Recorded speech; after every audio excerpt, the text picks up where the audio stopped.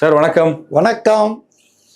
காங்கிரஸ் அப்படின்னாலே இப்போ ஆட்சியிலும் பங்கு அதிகாரத்திலும் பங்குன்னு அவங்க கேட்கிற அந்த கோரிக்கை தான் விவாத பொருளா இருக்கு. இன்னைக்கு நம்ம பேசிட்டு இருக்க நேரத்துல டெல்லியில மீட்டிங்கும் நடந்துட்டு இருக்கு சார். இப்போ இங்க என்ன சொல்றாங்கன்னா, திமுக தான் நான் சொல்லணும் பதில் இதுக்கு. திமுக தரப்புல வரக்கூடிய சில விஷயங்களை நான் சொல்றேன். ஆட்சியில் பங்கு அதிகாரத்தில் பங்குன்னு கேட்குறீங்க. கொள்கை முரண்பாடு எல்லா கட்சிகளோடும் இருக்கு. இப்போ திமுக கூட்டணியில் இருக்க காங்கிரஸே எடுத்துக்கிட்டோம் அப்படின்னா அவங்க இடபிள்யூஎஸ் ஆதரிக்கிறாங்க, திமுக எதிர்க்குது. விசிகாவுக்கு சில முரண்பாடு இருக்கும், கம்யூனிஸ்டுகளுக்கு சில முரண்பாடு இருக்கும். இப்படி முரண்பாடுகள் இருக்கும்போது அவங்கள கொண்டு வந்து கேபினெட்டுக்குள்ள உட்கார வச்சோம் அப்படின்னா எந்த கட்சி ஆட்சியில் இருக்கோ அவங்க நினைக்கிற எல்லாத்தையும் எப்படி பண்ண முடியும்? பாலிசிலேயே பிரச்சனை வராதா? இதனாலதான் நாங்க சொல்றோம்னு அவங்க ஒரு காரணத்தை சொல்றாங்க. சரி, அதாவது இன்னைக்கு 4 மணிக்கு டெல்லியில் 4 மணி ஆயிடுச்சு.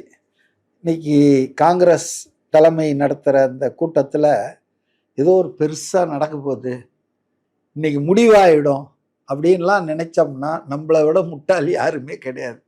எதுவுமே நடக்க போகிறதில்ல. இது one of the serious meetings Congress leadership conducting for facing 5 state assembly election. இப்போ இன்னும் சில மாதங்களில் தமிழ்நாடு, கேரளா, வெஸ்ட் பெங்கால், நம்ம அசாம், பாண்டிச்சேரி இந்த 5 மாநில சட்டமன்ற தேர்தல் நடைபெற இருக்கிறது. இப்போ அதுக்காக அவங்க ஒரு தேசிய கட்சின்ற முறையில் 5 மாநிலத்திலும் செயல்படுகிற கட்சின்ற முறையில் அவங்க ஒவ்வொரு மாநிலத்திலிருந்தும் அப்சர்வர்ஸு, லீடர்ஸு, எம்எல்ஏ எல்லாரையும் முக்கியமான ஆட்கள்லாம் வர வச்சு டிஸ்கஸ் பண்ணுறாங்க. ஸ்ட்ராட்டஜி என்ன பண்ணலாம், எப்படி தேர்தலை சந்திக்கலான்னு. அது மாதிரி இது ஒரு மீட்டிங் தான் சார். ஆனால் இந்த சாதாரணமாக ஒரு ரெகுலராக கூட்டப்பட்ட இந்த மீட்டிங்கை இந்த திமுக ஊடகம் என்ன பண்ணிட்டாங்கன்னா, இன்னைக்கு ஏதோ முடிவு பண்ண போகிறாங்க, பஞ்சாயத்து இன்னைக்கு முடிய போகுது அப்படின்ற மாதிரிலாம் ரொம்ப பெரிய இது சாதாரணமான மீட்டிங். காங்கிரஸ் தலைமையை பொறுத்தவரையில் I think they are conducting war of nerves. அவங்க ஒன்றும் அவ்வளோ ஈஸியாக எக்ஸ்போஸ் பண்ணிட மாட்டாங்க. தாங்க என்ன திருமாவளவன் மாதிரி அவங்க காடே இல்லாமல் வெறுங்கையெல்லாம் காட்ட மாட்டாங்க. காங்கிரஸ் அனுபவம் வாய்ந்த கட்சி. அதே போல் அவங்க எடுத்தேன் கவிழ்த்தேன் என்ற முடிவும் எதுவும் எடுக்க மாட்டாங்க. இது இன்னும் கொஞ்ச நாளைக்கு இந்த சஸ்பென்ஸ் ப்ரொலாங் ஆகும். இன்னைக்கு மீட்டிங்க்கு அப்புறமும் தான் நான் நினைக்கிறேன். என்ன சொல்லுவாங்கன்னா, கருத்துக்களை கேட்டோம், உள்வாங்கி கொண்டோம், அதை பற்றி தலைமையில் ஆலோசித்து நாங்கள் தீர்மானம் சொல்லுவோம், அது வரையில் அமைதியாக இருங்கள்னு அனுப்பிச்சிருவாங்க. இல்லைன்னா என்ன ப்ராபபிலிட்டினா இது மாதிரி ஒரு ஸ்டேட்மெண்ட் வரும். இல்லைன்னா நாங்கள் எல்லோரும் சேர்ந்து சொல்ல வேண்டியதை சொல்லிவிட்டோம் தலைமைக்கு, இனி தலைமை என்ன முடிவு எடுக்கிறதோ அதுக்கு கட்டுப்படுவது என்று தீர்மானம் ஒன்லைன் தலைமை கிட்ட அதிகாரம் கொடுத்துருது. இப்படி தான் ஏதாவது ஒரு வறுமை தவிர இது வெட்டு ஒன்று துண்டு ஒன்று, இவங்க கிட்ட போகிறோம் இவ்வளோ சீட்டு இப்படிலாம் வராது. இன்னும் பாலிட்டிக்ஸுங்க. இதில் அப்படி ஒன்றும் ஹார்ட் அண்ட் ஃபாஸ்ட்டாக ரூல்ஸ்லாம் ஒன்றும் பண்ண முடியாது. ஸோ நம்ம பேசலாம். ஆனால் என்ன ப்ராபபிலிட்டிஸ் அதான் சார், அந்த இடத்துல தான் இப்போ அவங்க பவர் நீங்க சொல்லிட்டீங்க, அதை நான் பதில் சொல்றேன். அதாவதுங்க, இப்போ முதல்ல இந்த பவர் ஷேரிங்கே காங்கிரஸ்ல இருக்க முக்கியமான யாராவது இதை விரும்புறாங்களா, இல்லை இங்க இந்த லோக்கல் பீப்புள் அந்த எந்த பொறுப்புலும் இல்லாதவங்க அவங்க ஏதாவது கிளறி விடுறாங்களான்ற சந்தேகம் எனக்கு இருந்ததுங்க. எதுவரையில்னா கூடலூருக்கு ராகுல் காந்தி வந்துட்டு போனார் பாருங்க, அது வரையில் இருந்தது. இது ஏதோ லோக்கலாக கிளப்பி விடுவாங்கப்பா, அப்புறம் மை டியர் பிரதர் ஸ்டாலின் அவர் ஏதாவது சொல்லிட்டு போயிடுவார், அதனால் இதெல்லாம் நம்ம நம்ப முடியாதுன்னு யோசிச்சுட்டு இருந்தேன். பட் டைம்ஸ் ஆஃப் இந்தியாவில் அந்த விசிட்டை பற்றி ஒரு சின்ன தகவல் போட்டிருக்காங்க. டைம்ஸ் ஆஃப் இந்தியா ஒரு ரெப்யூட்டட் மேகசின். இன்னி வரைக்கும் யாரும் ரிப்போர்ட் பண்ணல. அதை 2 தரப்பும், ராஜாவும் ரிப்போர்ட் பண்ணல, காங்கிரஸ் தரப்புலையும் அதெல்லாம் நாங்கள் பேசலைன்னா யாரும், அட்லீஸ்ட் ராகுல் காந்தி மறுக்கலைன்னோ கிரீஷ் சோடங்கர், செல்வ பெருந்தகை மறுத்து இருக்கலாம். யாரும் மறுக்காத போது மௌனம் சம்மதம். அப்போ அப்படி ஒரு நிகழ்ச்சி, ஒரு இன்ட்ராக்ஷன் நடந்துருக்குது அப்படின்றது உறுதியாயிடுச்சு. அந்த செய்தியில் என்ன சொல்கிறாங்க, நான் என்ன இன்ஃபர் பண்ணுறேன்னா, ராகுல் காந்தி ஏன் இன்னும் நம்ம 3 அமைச்சர் கேட்டோம், மந்திரி சபையில் பங்கு வேணும்னு கேட்டோம், ஏன் இந்த பாசிட்டிவாக அதுக்கு இன்னும் ஸ்டாலின் ரியாக்ட் பண்ணாமல் டிலே பண்ணுறாரு அப்படின்னு ராகுல் காந்தியே கேட்டிருக்காருன்னு போது தான், ஓ it is top level decision. இதோ லோக்கல்ல யாரோ திருச்சி வேலுசாமியோ அல்லது வேற யாரோ கத்திக்கிட்டு இருக்கிறது இல்லை. The decision and direction come from the high command அப்படின்றது எனக்கு புலப்பட்டது. ஸோ அதில் வந்து தெளிவாக இருக்காங்க. காங்கிரஸ் தலைமை என்பது 2 விஷயத்தில் தெளிவாக இருக்குதுன்னு நான் நினைக்கிறேன். இதில் வந்து காம்ப்ரமைஸ் பண்ணிக்குமா பண்ணிக்காதான்றது வரக்கூடிய அரசியல் சூழல்கள், நிலவக்கூடிய வாய்ப்புகளை பொறுத்து தான் இருக்கும். இதுவுமே வாழ்க்கையில் இதுதான் அடைந்தால் மகாதேவி இல்லையேல் மரண தேவி அந்த மாதிரி அரசியலில் யாரும் பேச முடியாது.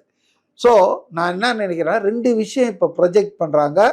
காங்கிரஸ் ஆஸ் எ பார்ட்டி, ஏதோ லோக்கல் குரல் தமிழ்நாட்டில் சில பேர் அப்படிலாம் கிடையாது. ஆஸ் எ பார்ட்டி காங்கிரஸ் வந்து 2 விஷயத்த தமிழ்நாட்டுக்குள்ள ப்ரொஜெக்ட் பண்ண விரும்புது. ஒன்று என்னன்னா, ஒரு 58-59 வருஷமா அதிகாரத்தில் இல்லாமல் இருக்கும்.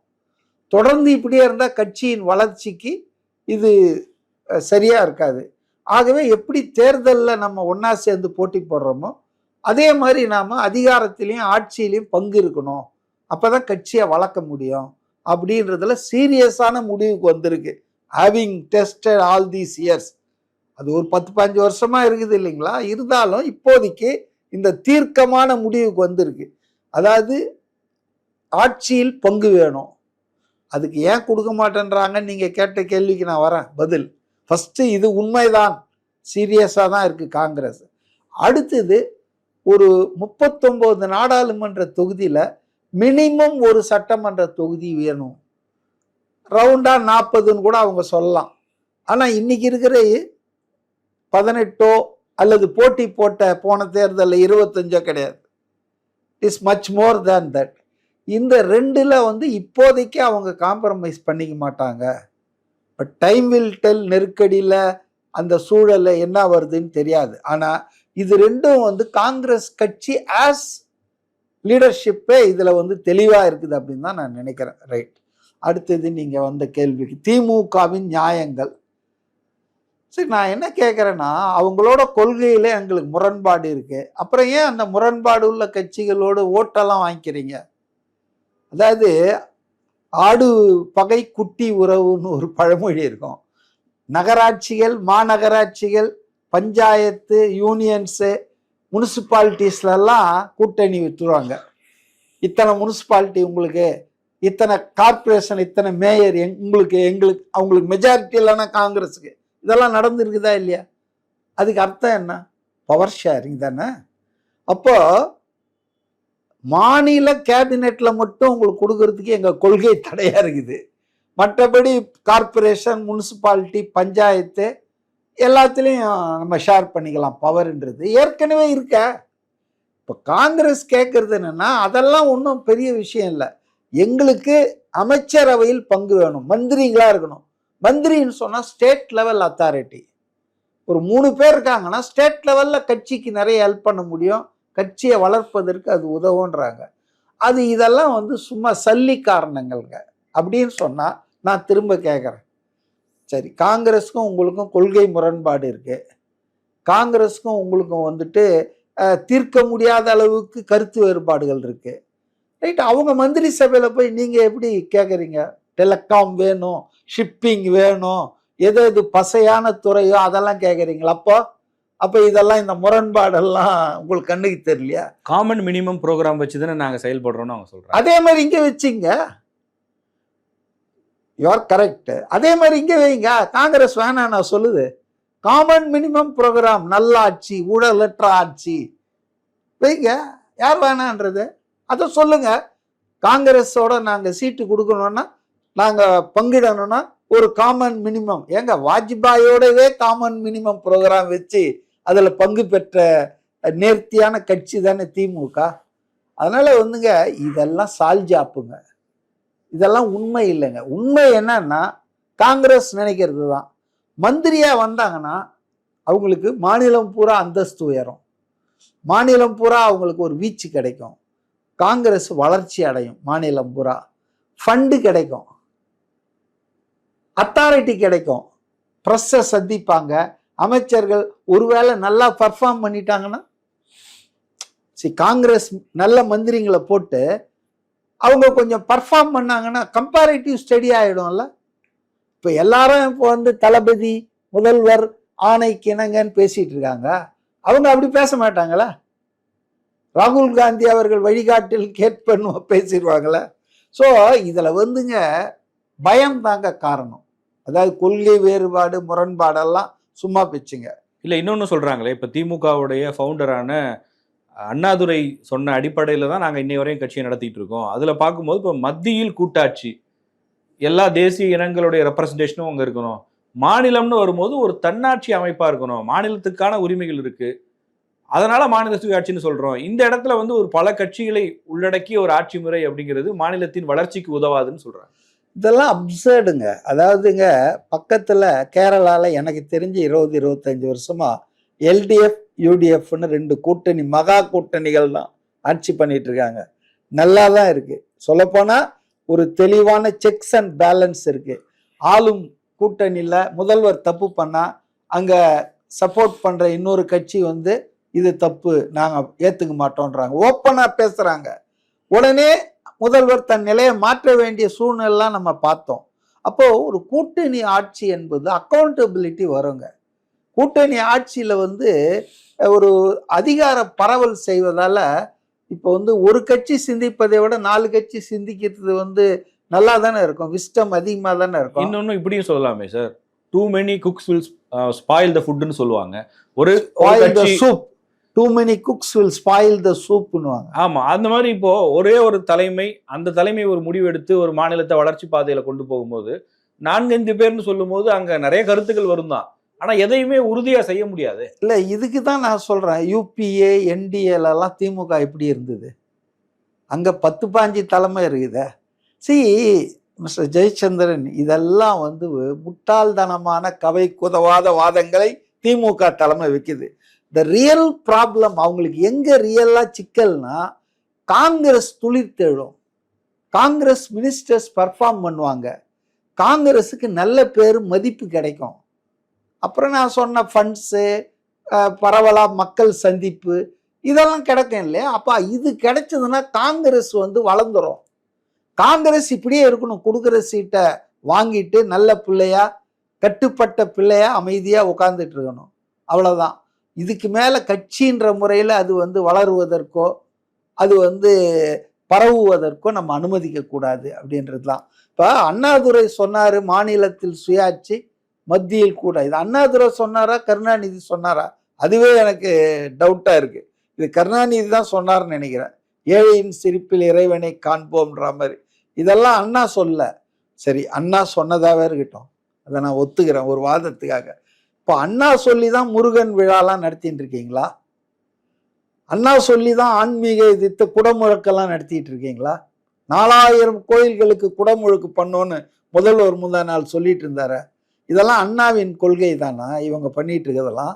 இல்லை அண்ணாவின் கொள்கையை ஏற்று தான் வகுப்புவாத பிஜேபியோட குஜராத் கலவரம் நடந்த போது கூட அந்த மந்திரி சபையில் வாஜ்பாய் கூட உக்காந்துட்டு இருந்தாங்களா? அதாவது இங்கே வந்து அதாவது அவங்களுக்கு சமயத்துக்கு ஏற்ற மாதிரி சந்தர்ப்பவாத அரசியல் பண்ணக்கூடாது. நான் என்ன நினைக்கிறேன்னா, நீங்கள் எல்லாம் சேர்ந்து ஓட்டு கேட்குறீங்க, ஒரு கொள்கை அடிப்படையில் ஒரு கூட்டணி அடிப்படையில் உங்களுக்கு ஓட்டு போடுறாங்க ஜனங்க. இது எனக்கு மட்டும் போட்ட ஓட்டுன்னு யாரும் வந்து உரிமை கொண்டாட முடியாது. எப்படி ஒரு படம் சக்ஸஸ் ஆச்சுன்னா ஹீரோவோ டைரக்டரோ எங்களால் வந்து அதில் ஒரு சின்ன ரோல் பிளே பண்ணியிருப்பான், கேமராமேன், மியூசிக் டைரக்டர், அது ஒரு டீம் ஒர்க்கு தாங்க. அப்போ கூட்டணி என்பதே ஒரு டீம் ஒர்க்குங்க, டீம் ஸ்பிரிட்டோட ஒர்க் பண்ணோம். நீ வாசல் வரைக்கும் இதில் உட்காந்துக்க, ஆனால் என் ஹாலுக்கு வராத அப்படின்றது வந்து நல்ல ஒரு நட்போ நல்ல ஒரு பழக்கமோ கிடையாது. அப்போ இது வந்துங்க கூட்டணி உங்களுக்கு வேண்டாம், அது சிக்கல்னா கூட்டணி இல்லாமல் நில்லுங்களேன். நீங்கள் தான் ஏகோபித்த ஆதரவோடு இருக்கீங்க, மக்கள் உங்களை தான் ஆதரிக்கிறாங்க, நீங்கள் தான் தனியாக ஆட்சி பண்ணோன்னு வேற விரும்புகிறாங்கன்னு சொல்கிறீங்க. உங்களுக்கு ஒன்று சொல்லட்டுமா, 16 தேர்தல் நடந்திருக்குது தமிழ்நாட்டில், சட்டமன்ற தேர்தல் 16 நடந்திருக்கு 2021ஓட. 2026 நடக்க போகிறது 17வது தேர்தல். இந்த 16 தேர்தலில் முதல் தேர்தலில் வந்து திமுக வந்து கண்டெஸ்ட் பண்ணல. 49 அது கட்சி உருவானாலும் 52 நடந்த சட்டமன்ற தேர்தலில் திமுக போட்டியிடல. 57 கூட பார்த்தீங்கன்னா திமுக கட்சி சார்பாக போட்டி போடல, சுயேட்சைகளாக போட்டி போட்டாங்க. ஆன் த பார்ட்டி பேசிஸ் இல்லாமல் இண்டிபெண்டன்ஸாக போட்டாங்க 57. அதில் 15 பேர் ஜெயிச்சாங்க. ஃபர்ஸ்ட் டைம் சுயேட்சைகளாக போட்டி போட்டு 57 தேர்தலில். இப்போ அதுலேருந்து இன்னைக்கு வரைக்கும் போட்டி போட்டுகிட்டே இருக்காங்க.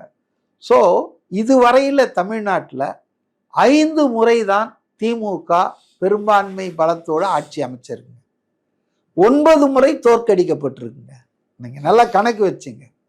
5 முறை 9 முறை அப்படின்னா உங்களுக்கு கணக்கு சிக்கலாகுது. 9 14 தானே. 1 அவங்க கண்டெஸ்டே பண்ணல.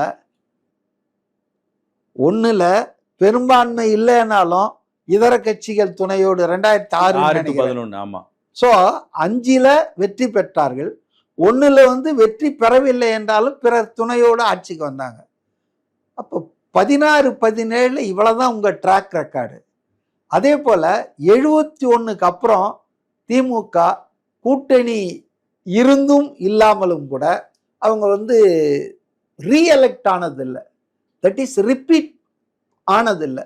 நான் ஏன் இந்த 71 சொல்றேன்னா, 71 குரூஷியல் இயர் ஃபார் டிஎம்கே.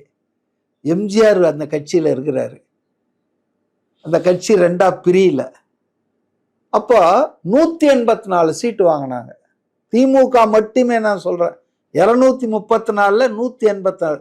அதுதான் அந்த கட்சியினுடைய இன்னி வரைக்கும் மிக அதிகமான சீட்டு. அதுக்கப்புறம் எம்ஜிஆர் 72ல் ஏடிஎம்கே ஸ்டார்ட் பண்ணாரு, 2ஆ உடஞ்சது. அப்போ ரெஸ்ட் இஸ் ஹிஸ்ட்ரி. எம்ஜிஆர் தொடர்ந்து ஜெயிச்சாரு. அவர் சாகிற வரைக்கும் திமுகவாலே கருணாநிதியாலோ ஆட்சிக்கு வர முடியல. அப்புறம் ஜெயலலிதா வந்தாங்க, அவங்க ஒரு 10 வருஷம் தொடர்ந்து ஆண்டாங்க. அதனால திமுக ஒரு முறை கூட கூட்டணி இல்லாமல் வென்றதாக வரலாறு இல்லை. சின்ஸ் 67 அப்பவும் பார்த்தீங்கன்னா இந்த பக்கம் ராஜாஜி இருக்கார், இந்த பக்கம் கம்யூனிஸ்டுகள் இருக்காங்க. ஆல் கான்ட்ரடிக்ஷன் தான். கொள்கை உடன்பாடோட ஒன்றும் ஜெயிக்கல. காங்கிரஸ் எதிர்ப்பு, குருட்டுத்தனமான காங்கிரஸ் எதிர்ப்புக்கு ராஜாஜியும் சேர்த்துக்கினார் அண்ணா, இந்த பக்கம் மார்க்சிஸ்ட் பார்ட்டியும் சேர்த்துக்கிட்டு தோக்கடிச்சாங்க. புரியுதுங்களா? அதுக்கப்புறம் நடந்து இந்த 2021 தேர்தல் வரையில கூட்டணி இல்லாமல் திமுக ஒரு முறையாவது ஜெயிச்சிருக்குதா? ஜெயிச்சுட்டு இந்த கதையெல்லாம் பேசுங்க. அப்போ தனிச்சு நீங்க ஜெயிச்சதே கிடையாது. ஒரு முறை கூட ரிப்பீட் ஆனதே கிடையாது. இப்போ நீங்க எந்த எல்லா அதிகாரமும் எங்களுக்கு தான் வேணும்னு நினைக்கிறதே தப்பு இல்லையா? அதிகாரத்தை பகிர்ந்து தானே சாப்பிடணும். நாங்க தரமாட்டோன்றதுக்கு 1000 காரணங்கள் சொல்லுங்க. இன்னொரு உதாரணத்தை சொல்றாங்களே, இப்போ 2006-11 மைனாரிட்டி கவர்மெண்ட், ஜெயலலிதா வார்த்தைக்கு வார்த்தை மைனாரிட்டி திமுக அரசுன்னு சொன்னாங்க. அன்னைக்கு காங்கிரஸ் பாமக ஆதரவுல தான் ஆட்சியே நடந்தது.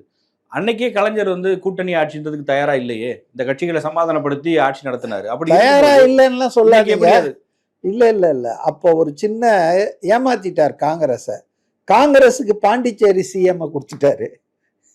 பாண்டிச்சேரின்றது ஒரு டிஸ்ட்ரிக்ட் கூட கிடையாது.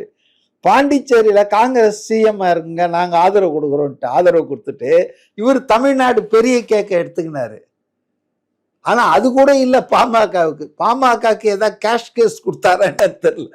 ஏன்னா அவங்களும் ஆதாயம் இல்லாம சும்மா இருந்திருக்க மாட்டார் ராமதாஸ். அவருக்கு என்ன கிடைச்சதுன்னு எனக்கு தெரியாது. பட் காங்கிரஸுக்கு பாண்டிச்சேரியை கொடுத்தாரு. இல்ல அதே மாதிரி 2019 எடப்பாடி பழனிசாமி சிஎம்மா இருக்காரு, இடைத்தேர்தல் வருது, அதுல ஜெயிச்சு எம்எல்ஏக்கள் வெற்றி பெற்றாதான் ஆட்சி தொடர முடியுன்ற ஒரு சூழ்நிலை. அன்னைக்கு பாமக கூட்டணியை வச்சு அதிமுக ஜெயிச்சு ஆட்சியை தக்க வைக்கிறாங்க. அன்னைக்கு அந்த மாதிரியான ஒரு டிமாண்ட் வரலையே. பாமகவும் கேட்ட மாதிரி தெரியல, அதிமுகவும் கொடுத்த மாதிரி தெரியல. இப்படியான வரலாறு இருக்கிற ஒரு மாநிலத்துல இந்த தேர்தலில் இதெல்லாம் நடந்துரும் அப்படின்னு நம்ம எப்படி சொல்லிட முடியும்? இது தவறான வரலாறுங்க. அதாவது வரலாறு தவறா இருந்தா அதை திருத்திக்கணும் அல்ல. அதனால தவறு சிறுசா இருக்க போய் திருத்திக்கணும் பட்டுக்கோட்டை கல்யாண சுந்தரம் சொல்லுவார். அது மாதிரி இப்போ ஆந்திரா ஒரு உதாரணம் நான் சொல்றேன். ராகுல் காந்தி சொன்னதாக டைம்ஸ் ஆஃப் இந்தியாவில் போட்டிருக்காங்க. ஆந்திரா ஒரு உதாரணம், ஒன்றிய அரசு ஒரு உதாரணம். 2014 மோடிக்கு தனிப்பெரும்பான்மை இருந்தது, பிஜேபிக்கு மட்டும். 2019 அதுதான். 24 தான் அவருக்கு பெரும்பான்மை இல்லை, 3வது முறை. ஆனால் எல்லா முறையும் அவர் எல்லா கூட்டணி கட்சிகளையும் வச்சு தான் ஆட்சி நடத்தினுக்கிறார். ரைட்டுங்களா? அதே போல ஆந்திரால சந்திரபாபு நாயுடு, பாஜக, பவன் கல்யாண் இவங்கெல்லாம் தேர்தலில் போட்டி போட்டாங்க. ஆனால் ரிசல்ட்ல தெலுங்கு தேசம் தனிப்பெரும்பான்மை பெற்றது அசம்பிளியில். ஆனால் அவர் உடனே கைட்டி விடல. அவர் ஒரு ஸ்டேட்ஸ்மேன் மாதிரி நடந்துக்கிட்டாரு. ரைட்டுங்க, நம்ம அதிகாரத்தை பகிர்ந்துக்கோன்னு சொல்லி டெப்டி சீஃப் மினிஸ்டர் பவன் கல்யாணை கொடுத்துட்டு 1-2 மந்திரியை பிஜேபிக்கு கொடுத்துட்டாரு. ஸோ இன்னைக்கு அது நடந்துட்டு இருக்குது. நல்லா கவனிங்க, ஜார்க்கண்ட்ல இன்னைக்கு கூட்டணி ஆட்சி நடந்துட்டு இருக்குது. மகாராஷ்டிரால ஃபட்னாவிஸ் அந்த உத்தவ் தாக்கரேவை கவுக்கிற வரைக்கும் ஆட்சி நடந்துட்டு இருந்தது. காங்கிரஸுக்கும் சிவசேனாவுக்கும் 7ஆம் பொருத்தம் தெரியுங்களா? இப்ப ஏன் காங்கிரஸ் மகாராஷ்டிரா எலெக்ஷன் இந்த உள்ளாட்சி தேர்தலுக்கு வெளியே வந்துடுச்சு? அந்த மகாவிகாஸ் கூட்டணி தெரியுமா உங்களுக்கு? ஏன் வந்தது தெரியுமா?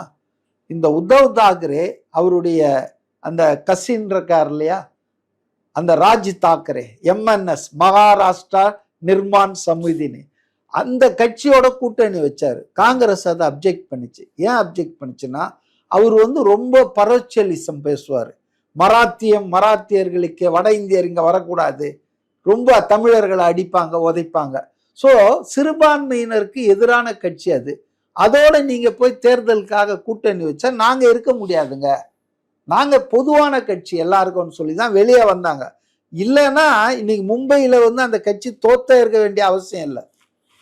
புரியுதுங்களா? காங்கிரஸ் வெளியே வந்தது. அப்போ அப்படிப்பட்ட கட்சியோடு பாஜகவை வெளியே நிறுத்தணுன்றதுக்காக காங்கிரஸ், உத்தவ் தாக்கரே, சரத் பவார் 3 கட்சியும் சேர்ந்து ஆட்சி பண்ணிச்சா இல்லையா? இப்போ உங்க நோக்கம் என்பது அதிகாரத்தை பரவலாக்கணும், அதிகாரத்தை ஷேர் பண்ணோம்னா வழி இருக்குது, எவ்வளோ வழி இருக்குது. காமன் மினிமம் ப்ரோக்ராம் ஒன்று போட்டுக்கலாம், இந்த அடிப்படையில் நம்ம நடத்தலாம்னு சொல்லலாம். ஆனா நான் மட்டும்தான் சாப்பிடுவோம் அதிகாரத்தைன்னா அதுக்கு நீங்க தனியா நின்று ஜெயிச்சுங்க. இப்ப காங்கிரஸ் அது சொல்லணும்னு நான் நினைக்கிறேன். நாங்க அதிகாரத்தை பகிர்வது மட்டும் உங்களுக்கு பிரச்சனையா இருக்குதுன்னா ஓகே, சென்ட்ரல்ல நாங்க ஜெயிச்சாலும் ஸ்டேட்ல நீங்க ஜெயிச்சாலும் அவங்க ஆட்சி பண்ணிக்குவோம். இதுக்கு ஒத்துக்குவாங்களா?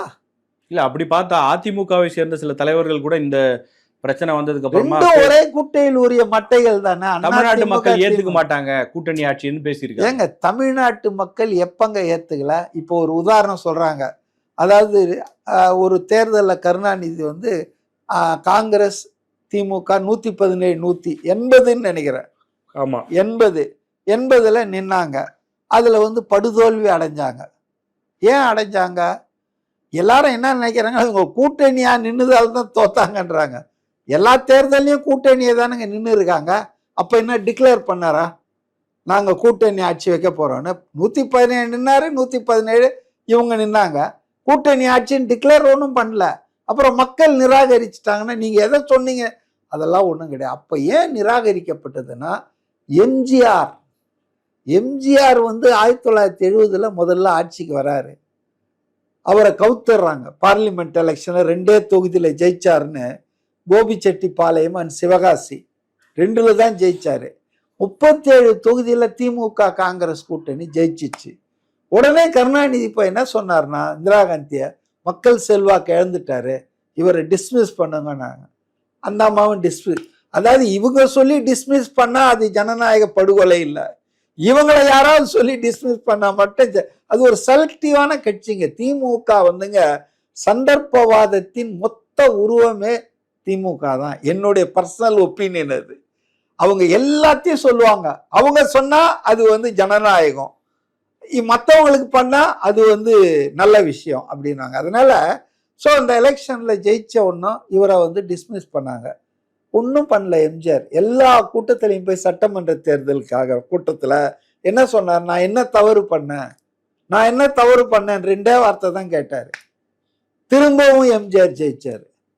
ஸோ அதுதான் காரணம். ஜனநாயக விரோதமா மக்கள் சப்போர்ட் இருக்கிற எம்ஜிஆரை இவங்க கருணாநிதி இந்திரா காந்தி கிட்ட இருந்த செல்வாக்கை பயன்படுத்தி ஜனநாயக விரோதமா ஆட்சியை கவிழ்த்ததால தான் அதுக்கு மக்கள் கொடுத்த அடிதான் 80ல. இந்த 117 117க்கு கொடுத்த அடி இல்லை. ஆனா இவங்க என்ன சொல்றாங்க, திமுகனா மக்கள் நிராகரித்து விட்டாரு. நான் இப்ப சொல்றேன், வரலாற்றை எடுத்து பாருங்க, ப்ரூவ் பண்ண முடியுமா கேளுங்க. கருணாநிதி அவர்களோ திமுக காங்கிரஸோ 1980 எலெக்ஷன்ல நாங்க 117 போட்டி போடுவது காரணம் கூட்டணி அமைச்சரவை தான் வைக்க போறோம் அப்படின்னு சொல்லியிருக்காங்களா எங்கேயாவது? நெவர். அதனால இதெல்லாம் வந்து சும்மா அதாவது மக்களை திசை திருப்புறதுக்காக சொல்ற வாதங்களை தவிர முதல்ல உங்களுக்கு நோக்கம் இல்லைங்க. டு ஷேர் பவர் உங்களுக்கு வந்து நோக்கம் இருக்கு. ஆனா பரவாயில்ல, காங்கிரஸ் பெட்டர் லேட் தென் நெவர். இத்தனை வருஷம் கழிச்சு இப்பதான் கொஞ்சம் அதுக்கு எங்கடா நம்ம வளர்றதுக்கு வழி இருக்குதுன்னு கண்டுபிடிச்சிருக்கு. சார், காங்கிரஸ் உறுதியா இருப்பாங்கன்னு நம்புறீங்களா? தொடக்கத்துல ஆட்சியில் பங்கு அதிகாரத்தில் பங்குன்னு பேசினவங்க இப்ப நேத்து பார்த்தோம் அப்படின்னா மாணிக்கம் தாகூரே சொல்றாரு, நாங்க ரொம்ப கவர்ச்சிகரமான இல்ல லாபகரமா இருக்கக்கூடிய துறைகள் எல்லாம் தேர்ந்தெடுக்கிறது இல்ல. காங்கிரஸ் எங்கெல்லாம் ஆட்சியில பங்கெடுத்திருக்கோ எல்லா இடத்துலையும் மக்கள் சேவைக்காக சமூக நீதிக்காக என்னென்ன துறைகள்லாம் தேவையோ அதை தான் எடுத்திருக்கோம். இப்ப இது படிப்படியா என்ன ஆகும்? முதல்ல வந்து பங்கு கேட்டாங்க, இப்ப இல்லைங்க அந்த துறையெல்லாம் கேட்கல, இதுதான் கேட்கிறோம்னு சொல்றாங்க. அடுத்த கட்டமா எங்களுக்கு அதெல்லாம் வேணாங்க, ஒரு வாரிய தலைவர் பதவி மாதிரி கொடுங்க. அதுக்கு அடுத்த கட்டமா இருக்கட்டும்ங்க கூட்டணி பேசுவோம்னு இப்படிதான் இது போகுமே தவிர காங்கிரஸ் உறுதியா இருக்காது அப்படின்ற ஒரு கருத்தை வைக்கிறாங்க. எப்படி பாக்குறீங்க? உறுதியா இல்லைன்னா அந்த கட்சி நாசமா போகுது. நமக்கு என்ன இருக்குது? நமக்கு என்ன காங்கிரஸுக்கு கூட்டணி வந்து ஷேர் பண்ணி கொடுக்கணும் அப்படின்ற கட்சியா நம்ம இல்லை. நம்ம ஒரு அப்ஜெக்டிவா பேசுறோம். நீங்க எல்லாரும் சேர்ந்து ஓட்டு கேட்க ஒன்னா போகும்போது ஜெயிச்சிங்கன்னா அதிகாரத்தை, அதாவது ஃப்ரூட்ஸ் ஆஃப் தி பவரை வந்து ஷேர் பண்றது ஒரு இயல்பு. இன்னைக்கு பல மாநிலங்கள்ல நடக்குது. அதனால தமிழ்நாட்டில் மட்டும் அதை மக்கள் ஏத்துக்க மாட்டாங்கன்னு காக்கா கதையெல்லாம் சொல்லக்கூடாது. உங்களுக்கு விருப்பம் இல்லைன்னு சொல்லுங்க. நாங்க அப்படின்னா கூட்டணி வைக்காதீங்கன்ற நான். உங்களுடைய நீங்க தான் பெரிய 75 வருஷம் ஆலமரம் இல்லையா, நின்று ஜெயிச்சிருங்க. தனிப்பெரும்பான்மையில தனி ஆட்சியே பண்ணுங்க. யார் வானான்றது? அப்போ அதாவது இதுல ஒரு சின்ன விஷயத்த காங்கிரஸ் இப்ப புரிஞ்சிருக்குது. காங்கிரஸ் தலைவர்கள் கிட்ட பேசுனதுல இது என்னன்னா, இப்போ எங்களுக்கு பங்கு இல்லை, கூட்டணியில வைக்கிறோம், தேர்தலில் ஜெயிக்கிறோம். 5 வருஷம் இவங்க தான் ஆட்சி பண்றாங்க. இவங்க ஆட்சி பண்றத பல தவறுகள் பல குற்றச்சாட்டுகள் மக்கள் கிட்ட வருது. இப்ப நாங்க வந்து அதை பத்தி எதிர்த்தா பேச முடியல. ஏன்னா கூட்டணி தர்மம்ன்றாங்க. ஏண்டா தர்மத்தை எனக்கு சொல்லிட்டு பதவி பகட்டெல்லாம் நீங்க அனுபவிச்சுட்டு இருப்பீங்களா? அப்போ இவங்களால காங்கிரஸ் கட்சியால எதிர்த்து பேச முடியல. அப்படி ஒன்னா சொல்லிடுங்க, நெக்ஸ்ட் டேல இருந்து நீங்கள் யாரோ நாங்கள் யாரோ. On issue basis. நல்லது பண்ணா பாராட்டுங்க, தப்பு பண்ணா விமர்சனம் பண்ணுங்க. இடித்துரைப்பான் இல்லாத ஏமரா மன்னன், அது ஒரு திருக்குறள் இருக்குங்க. அதனால ஒரு நண்பன்றவன் நல்ல நண்பன்றவன் வந்துட்டு உங்களை வந்து இடிச்சு உரைக்கணும். அப்படி செய்யுங்க, என்ன ஒத்துக்குவாங்களா? ஏதாவது ஒரு உண்மையை பேசினாலே கூட்டணி தர்மத்துக்கு இது அழகான்றாங்க. இன்னும் இவங்க தர்ம ஆட்சி நடத்திட்டு இருக்கிற மாதிரி திமுக. அதனால காங்கிரஸுக்கு வந்து ரொம்ப காலம் கடந்து இந்த சிந்தனை கரெக்டா வந்திருக்குதுன்னு நினைக்கிறேன். 2 விஷயம் தாங்க. நீங்க சொல்ற மாதிரி நாளைக்கு என்ன நடக்கும்னு நம்ம சொல்ல முடியாது. அரசியல்ல எதுவும் நடக்கலாம். டி நகர்ல பி ராமமூர்த்தி, இந்த டி நகர்ல ஒரு மீட்டிங் போடுவாங்கல்ல, அந்த இடம், அந்த பனகல் பார்க் பக்கத்துல, அதுல நடந்துட்டு இருக்குது. எம்ஜிஆரை வச்சு செய்யறாரு P Ramamurthy, Marxist party leader. காலையில பாக்குறேன் செய்தியே என்னன்னா, இடது கம்யூனிஸ்ட் அதிமுக உடன்பாடு 10 சீட்டு. ஃபியூ ஹவர்ஸ் அநேகமா மீட்டிங் முடிச்சுட்டு நேரா வந்து எம்ஜிஆரை பார்க்க போயிருப்பாருன்னு நினைக்கிறேன். பேசினாங்க உடன்பாடு. சோ அரசியலில் எதுவும் நடக்கலாம். நிரந்தர பகைவனும் இல்லை, நிரந்தர நண்பனும் இல்லை. அதனால நான் இது இப்படிதான் பயணிக்கும்னா நான் அஸ்ட்ராலஜி சொல்ல. ஆனால் நிச்சயமாக இந்த முறை வந்து காங்கிரஸ் வந்து இதையாவது சொல்லுவாங்கன்னு நினைக்கிறேன். அப்போ எங்களுக்கு வந்து ரைட்ஸ் நாங்க எடுத்துக்கிறோம், உங்களுக்கு பங்கெல்லாம் வேணாம். ஆனா டே 1ல இருந்து உங்களை நாங்க விமர்சனம் பண்ணுவோம். நீங்க அதை வந்து கூட்டணி தர்மம் அதெல்லாம் பேசக்கூடாது. ஒரு எதிர்கட்சியா நாங்க செயல்படுவோம். பொறுப்புள்ள எதிர்கட்சியானா அதுக்கு ஒத்துக்குவாங்களா? அதை ஒத்துக்க மாட்டாங்க. என்னங்க கூட்டணியில இருந்து அப்ப ஆட்சியை மட்டும் நீ பண்ணுவ. அப்ப இதனால வந்துங்க திமுகவுடைய ஸ்டாண்டு அன்ரீசனபிள் ஸ்டாண்டா தான் நான் பாக்குறேன். இப்ப மற்ற எல்லாத்தையும் பாக்குறீங்க, எல்லாம் செய்றீங்க, நீங்க போய் பதவி வாங்கிக்கிறீங்க, எல்லாம் பண்றீங்க. ஆனா உங்ககிட்ட பதவிக்கு ஷேர் கேட்டா மட்டும் 1000 தத்துவங்கள் வியாக்கியானங்கள்லாம் அண்ணாவின் வழி. அண்ணாவின் வழியில தானே திமுக ஆட்சியா நடந்துட்டு இருக்குது. பார்க்குறோம் இல்லை எப்படியெல்லாம் அண்ணா வழியே இவங்க பண்ணிட்டு இருக்காங்கன்னு. அண்ணா வந்து நேர்மையா ஆட்சி பண்ணாருங்க. அண்ணாவுக்கு பிள்ளைங்களே கிடையாது, வளர்ப்பு மகன் யாரும் அரசியல்ல கொண்டு வரலைங்க.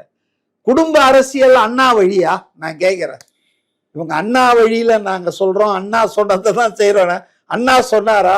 பேரன், கொள்ளு பேரன், பொண்ணு, பையன் எல்லாரையும் மந்திரி சபையில வச்சிங்கன்னு அண்ணா சொன்னாரா? ஆனா மற்ற கூட்டணி கட்சிகள் அமைதியா இருக்காங்களே சார். இதுக்கு முன்னாடி பேசினவங்க கூட இப்ப இது காங்கிரஸ் வர்சஸ் டிஎம்கேவா தான் இருக்கு. திமுக கூட்டணியில் எடுத்துக்கிட்டோம்னா விசிக ஒரு வலிமையான கட்சி, பிற கட்சிகளும் இருக்காங்க. அவங்க எல்லாம் அமைதியா இருக்கிறத எப்படி நம்ம புரிஞ்சு? அதாவது எனக்கு வந்து மற்றவங்க அமைதியாரு, அவங்களுக்கெல்லாம் வந்துங்க சீட்டு கிடைச்சா போதும், அவங்களுக்கு பெரிய ஐடியாலாம் கிடையாதுங்க. மாநிலத்தில் வளரணும் போகணும்னு, நம்ம ஏரியாவில் 4-5 சீட்டு ஜெயிச்சா போதும்னு நினைப்பாங்க. இப்போ தமிழக வாழ்வு உரிமை கட்சி வேல்முருகன் அவருடைய வாழ்க்கையின் உன்னத லட்சியம் என்ன? திரும்பவும் பன்ருட்டி தொகுதி வேணும், முடிஞ்சா இன்னொரு தொகுதி கிடைச்சா இன்னொரு ஆளை போடலாம். அது கூட சில பேர் நினைக்க மாட்டாங்க. ஏன்னா ஒரு மெம்பர் ஒரு எம்எல்ஏ வந்தா நம்ம கையிலேயே கட்சி இருக்கும், இன்னொருத்தனை கூப்பிட்டு வந்து 2 பேர் ஆகிட்டோம்னா அவங்ககிட்டயும் கொஞ்சம் முக்கியத்துவம் போயிடுமேன்னு கூட நினைப்பாங்க. இப்போ அவங்களுக்கெல்லாம் என்ன, நாடு எங்க போனா என்ன, என்னுடைய நிலைமை என்னன்னு தான் யோசிப்பாங்க. ஆனா திருமாவளவன் வந்துங்க ஆட்சியில் பங்கு வேணும், துணை முதலமைச்சரா ஒரு தலித் வரணும்லாம் பேசிட்டு இருந்தவர் இப்ப ஏன் இப்படி திடீர்னு ஒரு இந்த ஸ்டாண்ட் எடுக்கிறாரு? எங்களுக்கு இப்ப வேணான்றாரு. அதுக்கு ஏதாவது டைம் நாளும் பொழுதும் பார்த்துட்டு இருக்காரா? வைகோ கூட அதே நிலைப்பாட்டில் தான் இருக்கு. ஏங்க வைகோக்கெல்லாம் சீட்டு கிடைச்சாலே பெரிய விஷயங்க. அவங்கெல்லாம் ஸ்பெண்ட் ஃபோர்ஸுங்க. இப்போ வைகோலாம் வந்து இன்னைக்கு வந்து திமுக தள்ளி விட்டதுன்னா நாதி கிடையாதுங்க. வைகோ அப்புறம் இந்த 1% 1/2%. ஆனா இன்னைக்கு எல்லாருக்கும் ஏன் ரொம்ப முக்கியத்துவம் வருதுன்னா, தேர்தல் என்பது ஒரு 3 முனை போட்டியா, 4 முனைனா கூட 3 முனை போட்டியா தான் களத்துல நிக்குது. அப்போ வெற்றி தோல்விகள் என்பது 500 ஓட்டுல 1000 ஓட்டுலலாம் கூட பல தொகுதிகளில் வெற்றி தோல்வி தீர்மானிக்கப்படலாம். அதனால யாரையும் விட்டுற வேணாம், ஒரு 1% 1/2% இருந்தா கூட இழுத்து போடலாம்.